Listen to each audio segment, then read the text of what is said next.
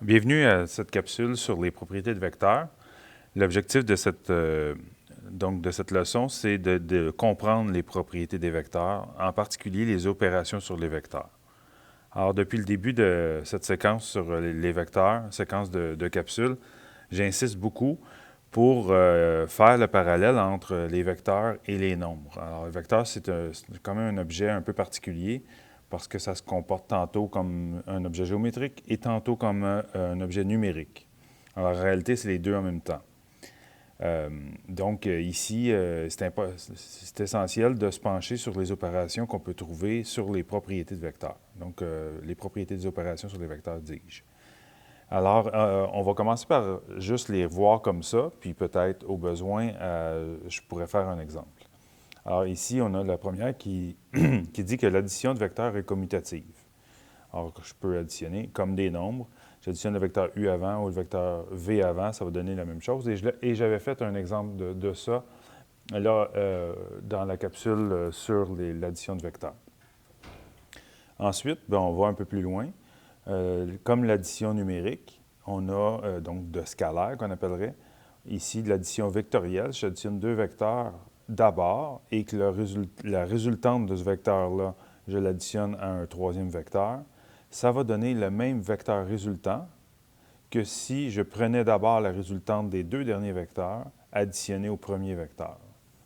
Alors, c'est ce qu'on appelle associative. Après ça, la multiplication d'un vecteur par des scalaires est associative. Alors, entendons-nous, imaginons que je puisse avoir deux nombres multipliés entre eux qui multiplient un vecteur U. Bien, ça va donner le même vecteur résultant que si d'abord je multipliais le deuxième scalaire au vecteur U et que le résultat de ça, ce vecteur-là, je le multiplie à nouveau par le scalaire. C'est ce qu'on dit par ici. Donc, ça, c'est facile de faire un exemple. Alors, imaginons que ce qu'on veut dire par là, c'est j'ai moins 2 fois 3, tout ça multipliant le scalaire U, le vecteur U. Ça va donner le même résultat que si je prenais moins 2 fois le vecteur 3U. C'est ça qu'on veut dire par là. Alors, après ça, la propriété suivante, la multiplication d'un vecteur par un scalaire est distributive sur l'addition de vecteurs. Alors, encore une fois, je pourrais me prendre un exemple. Alors ici, ce qu'on veut dire, j'ai un scalaire qui multiplie un vecteur qui provient d'une addition, donc un vecteur résultant. Ça va donner le même résultat que si je distribuais le scalaire sur chacun des vecteurs impliqués dans la somme. Ce qu'on a là. Donc, tout ça, on peut toujours se faire des exemples graphiques de ça. Donc, s'imaginer un vecteur U, je vais juste nous partir, là. Alors, imaginons un certain vecteur U, un certain vecteur V qui serait par là, disons. Alors, et j'aurais le vecteur somme qui serait là. Ça serait mon vecteur U plus V. Bien là, imaginons que là, ça c'est mon vecteur U plus V, et que je me prenne un scalaire de 2, K égale à 2. Alors, j'aurais 2 fois, alors si je le lis bien, si je faisais K fois le scalaire U plus V, donc K fois ça, j'aurais donc 2 fois le vecteur ici. Je vais vous le reproduire pour qu'on le comprenne mieux. Alors, comme ici, on voit, j'ai pris le vecteur U plus V et j'ai en ai fait une copie, donc un nouveau vecteur U plus V. Ça, ce qu'on est en train de dire, c'est que en prenant le scalaire K égale à 2 dans mon exemple, j'ai fait 2 fois le nouveau vecteur U plus V. Ça donnerait le même résultat que si je faisais 2 fois U et 2 fois V. On le voit aisément ici. Alors, ici, j'ai U une première fois.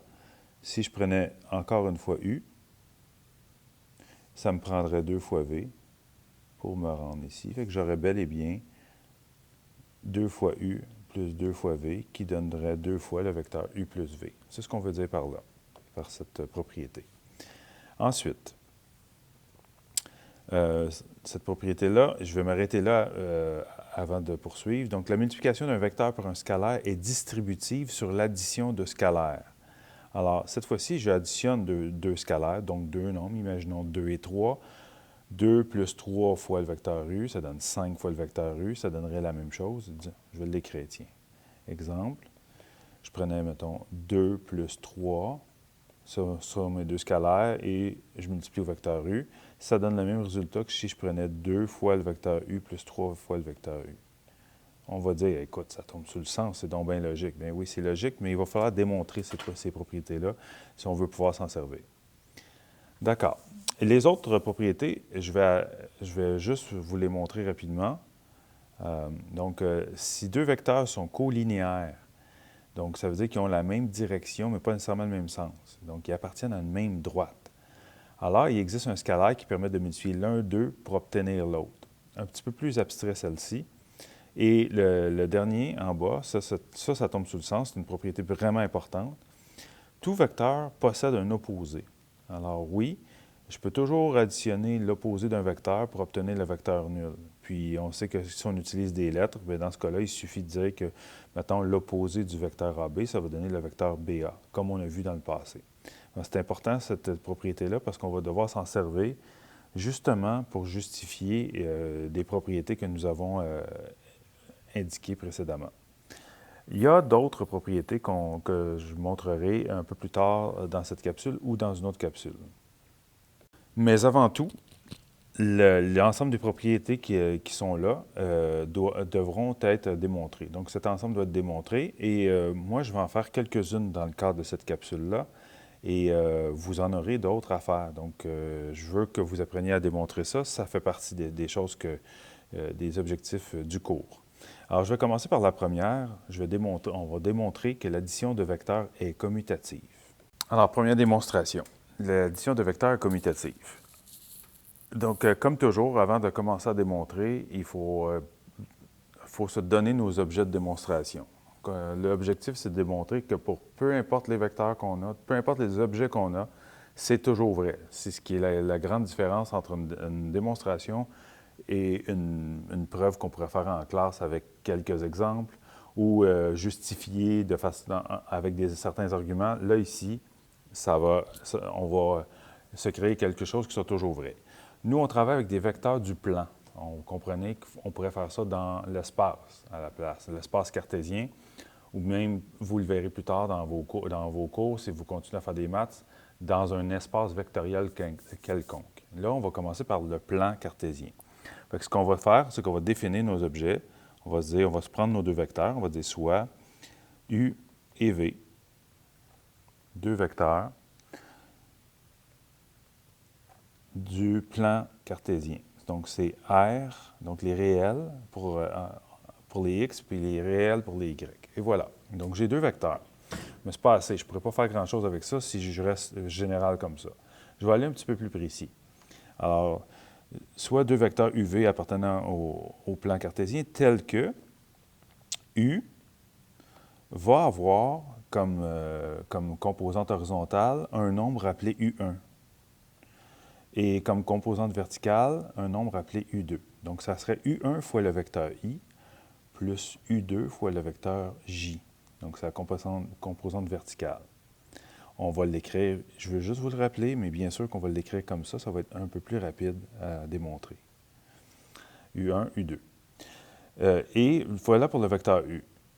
Et le vecteur V, bien lui, je vais me prendre un vecteur avec V1, qui est le nombre qui correspond à la composante horizontale, donc V1 fois le vecteur I, unitaire, et V2 fois le vecteur J, unitaire aussi. Donc, bien sûr, ces quatre nombres-là, ou les nombres U1, U2, V1 et V2, sont des nombres réels. C'est n'importe quel nombre réel qui peuvent convenir à ça. Alors voilà. Puis, oui, je vous rappelle qu'on va aussi écrire V1, V2 pour le vecteur V. Ça va être plus rapide à travailler. Voilà, mes objets de démonstration sont placés. Maintenant, je veux montrer que c'est commutatif. Donc, je ne peux pas utiliser, bien sûr, le fait que ce soit commutatif pour montrer que c'est commutatif. Il faut que je me base sur ce que j'ai le droit de faire. Donc, j'y vais. Je vais commencer par, comme je vous dis, on commence toujours par un côté de mon égalité, puis on veut démontrer par des transformations que c'est égal à l'autre côté. Alors, je vais commencer avec U plus V. Je vais me prendre les vecteurs U additionnés au vecteur V, ce qui va me donner U, je le remplace par ses composantes, donc U1 et U2. Ça, c'est le vecteur U. Et je vais l'additionner au vecteur V, dont les composantes sont V1 et V2. OK? En lieu et place de U1I, U2J, V1I, V2J. On va l'écrire comme ça, c'est plus rapide. Alors, voilà.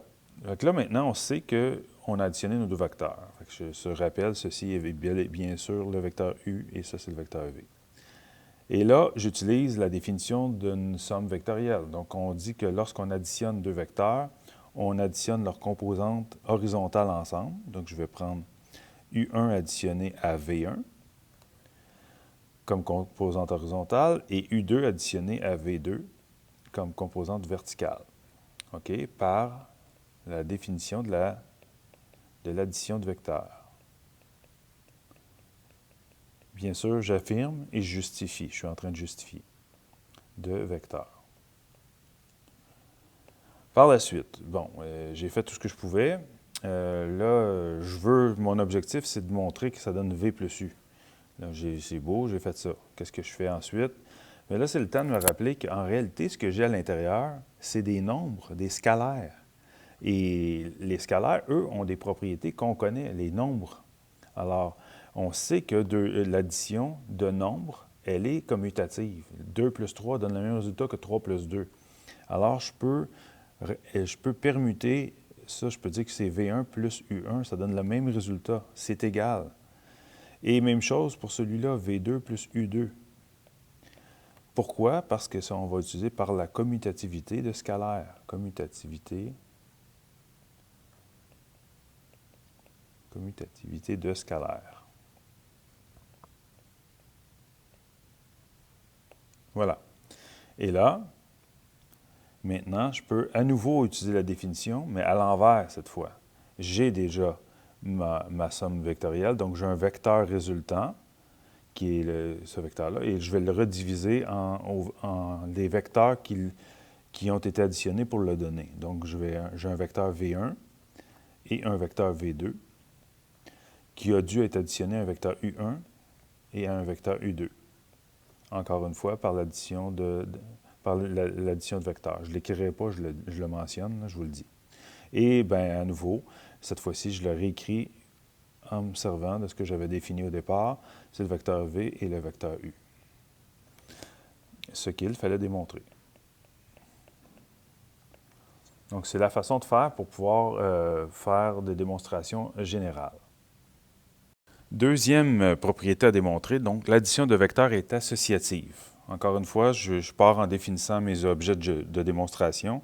Alors, je vais me donner trois vecteurs cette fois.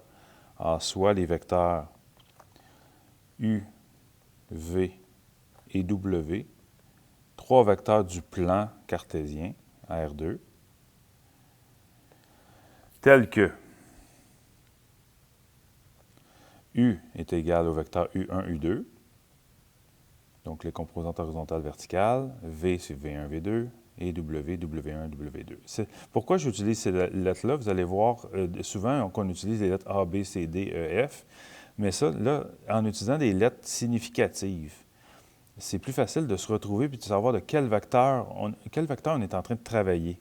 Alors, si j'avais écrit à la place de U1, U2, V1, V2, j'avais écrit A, B, C, D, E, F, à un moment donné, on devient mêlé. Alors, je vous suggère tout le temps d'utiliser des lettres significatives. Il y a une autre raison de ça aussi.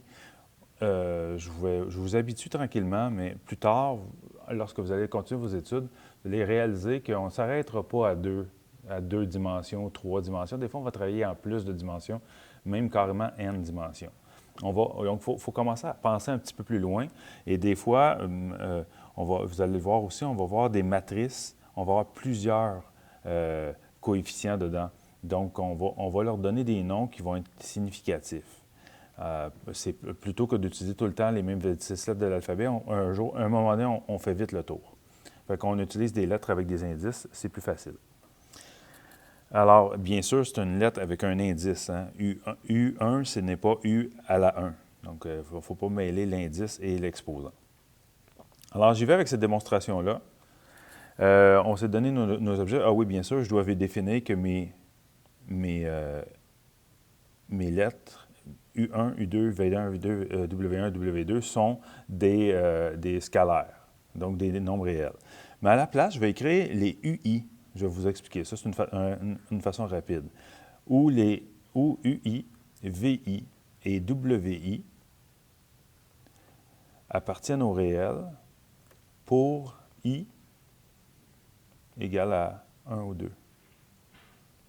Fait que là, vous comprenez que si j'avais 3, 4, 8, N dimensions, mais je travaillerais avec ça. Ça irait plus vite. Bien sûr, ça, c'est juste, je veux juste vous montrer comment ça fonctionne. Si vous trouvez ça trop abstrait, vous pouvez faire la liste U1, U2, V1, V2, W1, W2 appartenant au réel. D'accord. Alors, on y va. On commence à gauche. Donc, U plus V plus W. Et on veut montrer la droite. Fait qu'on ne peut pas supposer que la droite est vraie. C'est toujours là-dessus que je vous reviens. On remplace maintenant, c'est le même principe que tout à l'heure, on remplace par les composantes de chacun des vecteurs. Alors, on va écrire ici que c'est le vecteur, à l'intérieur de la parenthèse, j'ai le vecteur U1, U2, additionné au vecteur V1, V2. Donc, c'est là que ça devient mêlant, puis que la notation avec les parenthèses a une certaine limite. Je vous rappelle qu'en réalité, hein, on devrait écrire ça de cette façon-ci. U1I plus U2J. Donc, on n'aurait pas de parenthèse. Alors, à cet endroit, on trouverait une seule grande parenthèse et non pas d'autres parenthèses. Et bien important de voir que ça, c'est des vecteurs. C'est pour ça qu'on les additionne. On n'additionne pas habituellement des points. Des points du plan, ça ne s'additionne pas. Fait que c'est ça, c'est un abus de langage qui veut dire ça. Il faut le comprendre comme ça. Ça va beaucoup plus vite, par contre. OK, j'y vais. J'applique les propriétés des vecteurs. Je vais dire que la somme de ces vecteurs-là, bien sûr, ça va donner un nouveau vecteur qui est U1. Je n'ai pas besoin de répéter la parenthèse.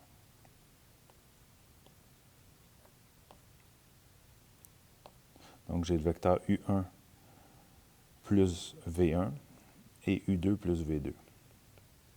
Additionné au vecteur W1, W2, qui est mon vecteur W. Pourquoi? Bien, par définition de l'addition de vecteurs. Je ne vais pas les justifier toujours à l'écrit parce que c'est un peu plus long. Je vais le faire à l'oral, mais il faut le faire. Il faut toujours que ça soit justifié. Alors, ensuite, maintenant, j'ai quoi? J'ai deux vecteurs. J'ai un vecteur là, qui n'est pas plus grand que l'autre nécessairement, là, dont les composantes, le premier nombre réel, c'est ça, et le deuxième nombre réel, c'est ça. Les deux scalaires. Ce scalaire va être additionné à celui-ci, et celui-ci à celui-là. Donc, les composantes. J'obtiens un nouveau vecteur, U1 plus V1 plus W1. U2 plus V2 plus W2, la composante verticale. Voilà mon nouveau vecteur. Ça, c'est mon vecteur qui correspond à la somme de U, V et W.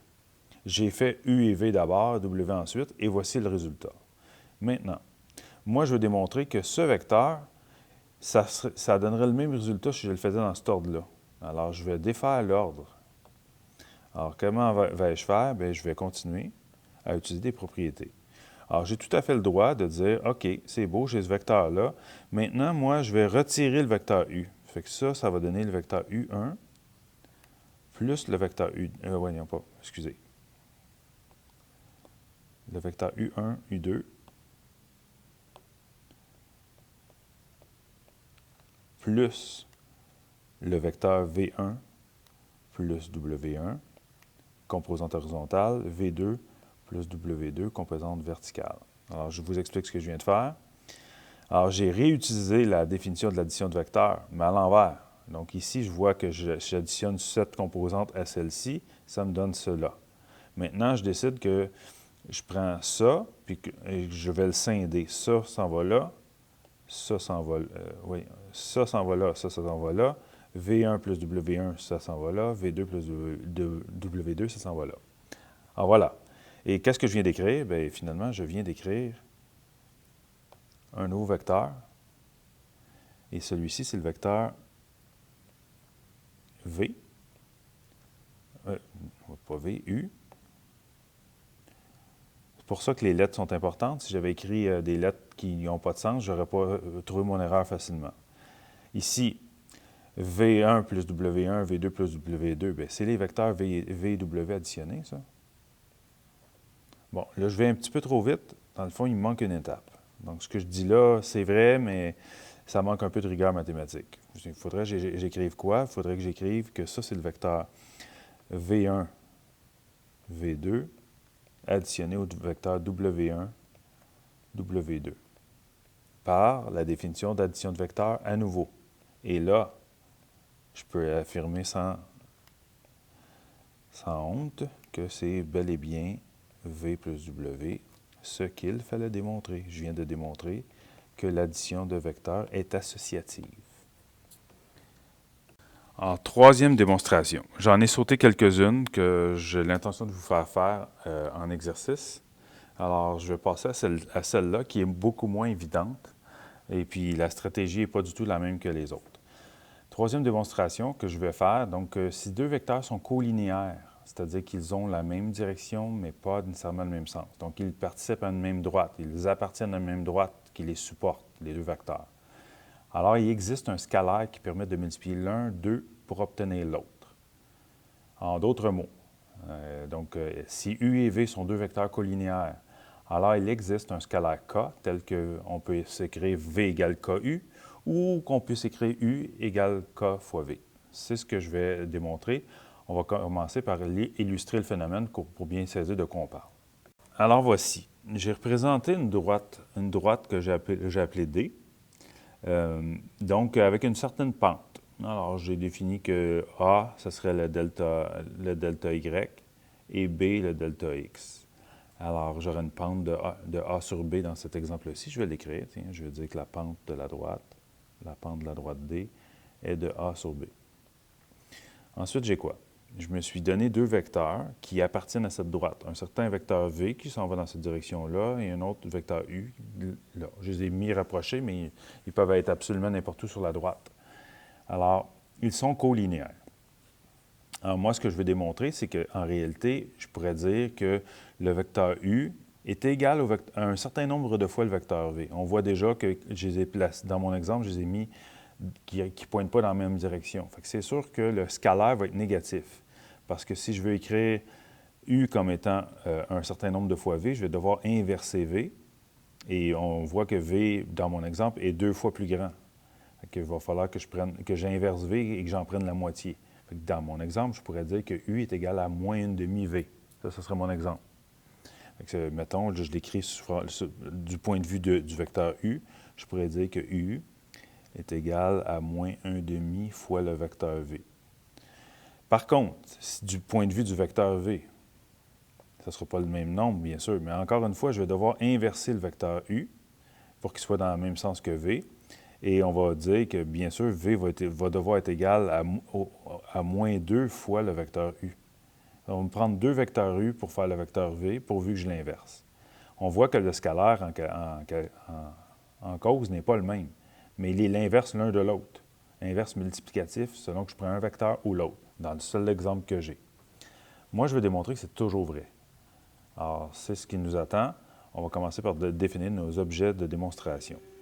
Alors voilà, j'ai défini mes objets de démonstration. Donc, j'ai affaire à deux vecteurs du plan cartésien, tel que le premier vecteur est défini avec ses composantes, le deuxième avec ses composantes, et les 4 composantes en question sont des nombres réels, donc des scalaires. Là, je dois commencer avec l'hypothèse qu'on a dans ce théorème. Si U et V sont colinéaires, alors il existe un scalaire. Donc, l'hypothèse, c'est que U et V sont colinéaires. Alors, partons avec ça. U et V, colinéaires. S'ils sont colinéaires, ça veut dire qu'ils appartiennent à la même droite. Alors, ça veut donc dire qu'on pourrait écrire U comme étant un certain nombre de fois, voyons, on utiliserait la pente qui est là. Donc ici, on on aurait la composante verticale de la droite et la composante horizontale. Le vecteur U, finalement, il va être fait à partir de ces composantes-là parce qu'il appartient à cette droite. Alors, on pourrait dire qu'on pourrait écrire U comme étant un certain nombre de fois. Je vais dire, mettons, que je vais prendre le nombre n fois A et n fois B. Donc, je peux écrire U comme ça. Et V aussi. Et V, je vais dire, lui, je vais prendre m fois A et m fois B, où n et m sont des nombres réels.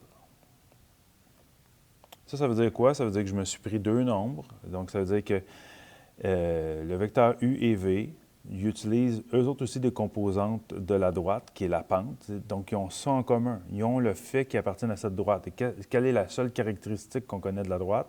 On connaît son inclinaison. Donc, ça nous prend une référence commune. C'est cette référence commune-là qu'on a à cet endroit. Bon, ben voilà. Fait que maintenant qu'on sait ça, ben on vient de dire qu'ils sont colinéaires. Fait que voilà, on a ça. Et là, moi, je veux montrer que le fait qu'ils ont cette caractéristique-là, c'est qu'on peut écrire un comme étant le produit de l'autre ou vice-versa. Fait que je pars avec U. OK? Je peux donc dire que, je viens de dire que U est égal à n fois A, donc n fois A, composante horizontale, n fois B, composante verticale. Et là, en même temps, en me servant des propriétés qu'on a sur les vecteurs, on sait que ça, c'est un scalaire, donc je pourrais le ressortir. Je pourrais dire que c'est n fois le vecteur AB. OK? En se servant de la propriété que K fois le vecteur U est égal à K fois le vecteur AB, qu'on avait vu précédemment, qui donne KA, KB. Je me sers de cette propriété-là à nouveau à rebours. Alors, je l'efface. Voilà, donc n fois le vecteur AB.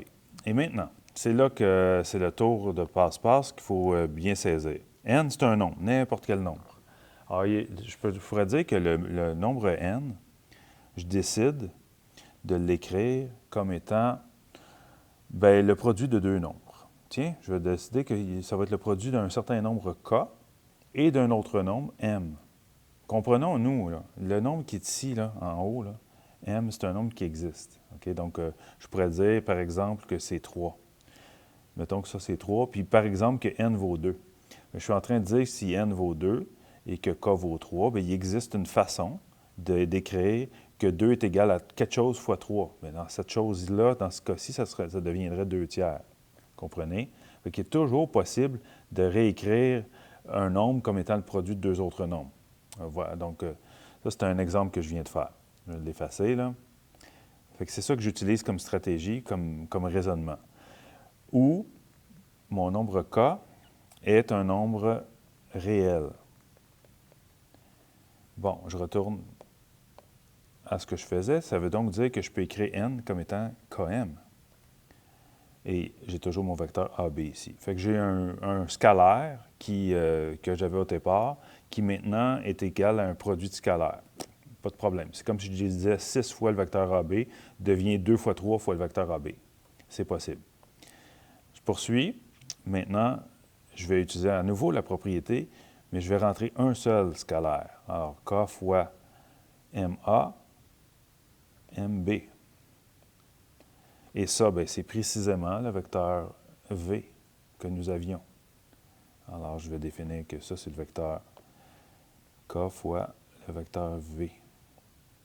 Et qu'est-ce que je viens de faire? Mais je viens de précisément démontrer ce que je voulais démontrer. J'ai montré qu'il existait un certain scalaire K pour écrire le vecteur U à partir du vecteur V, et je pourrais faire l'inverse. Bon, morale de cette histoire, je n'ai pas eu besoin de mes vecteurs U1, U2, V1, V2 cette fois-ci, parce que j'ai eu besoin d'avoir recours à un autre nombre. Mais ça aurait pu être possible. Donc, voilà, je vous arrête là-dessus pour ce qui est des démonstrations, parce que le but de la capsule, c'est de comprendre les propriétés des vecteurs. Il nous en reste une propriété importante à voir, la généralisation de la relation de Chasles. Et la capsule va se terminer là-dessus. Elle est déjà très longue. La relation de Chasles, donc généralisée, Lorsqu'on additionne un certain nombre de vecteurs, de sorte qu'il est possible de les disposer à la suite des autres, en faisant coïncider l'extrémité de l'un avec l'origine du suivant, tel les wagons d'un train, il en résulte un vecteur, appelé la résultante, qui a pour origine celle du premier et extrémité celle du dernier. Vous allez dire, bon, c'est ce qu'on avait vu, mais on l'avait vu seulement pour deux vecteurs. Là, on va vraiment le voir de façon générale. Alors, imaginons que je me donne des points d'origine et d'extrémité de vecteurs. Le point A, B, S, T, U, V et R. Voilà. Et j'additionne des vecteurs. Alors, je vais y aller avec le vecteur AB, additionné au vecteur BT, additionné au vecteur TU. Je n'y vais pas dans l'ordre nécessairement que j'avais donné. Et le vecteur US et le vecteur SR. Et je termine avec le vecteur VR. Alors, la relation de Charles, maintenant, on l'examine. Ça dit, lorsqu'on additionne un certain nombre de vecteurs, donc ici, on a le vecteur AB additionné au vecteur BT, TU plus T, ainsi de suite, il en résulte un vecteur, la résultante qui a pour origine celle du premier vecteur et pour extrémité celle du dernier vecteur. Ce qu'on vient de déterminer, finalement, de la loi de Charles, c'est que le vecteur résultant, et c'est celui-là. Maintenant, écrivons l'expression qui correspond à ce qu'on vient de faire. Alors, on a le vecteur AB qu'on a additionné au vecteur BT, additionné au vecteur TU, plus US, plus SR, plus RV. Et on applique la relation de Charles. La relation de Charles est bien importante, c'est que vraiment, on doit avoir une juxtaposition des mêmes sommets. Donc, l'extrémité d'un vecteur devient l'origine de l'autre vecteur. Si on a ça, alors, le vecteur résultant, c'est celui qui a pour origine le premier et l'extrémité le dernier. J'en avais manqué un. Voilà. Alors, notre vecteur résultant, c'est bien sûr égal à AV. Donc, c'est aussi vrai géométriquement que c'est vrai avec les expressions. Et c'est ça qui se trouve à conclure cette leçon sur les propriétés des vecteurs.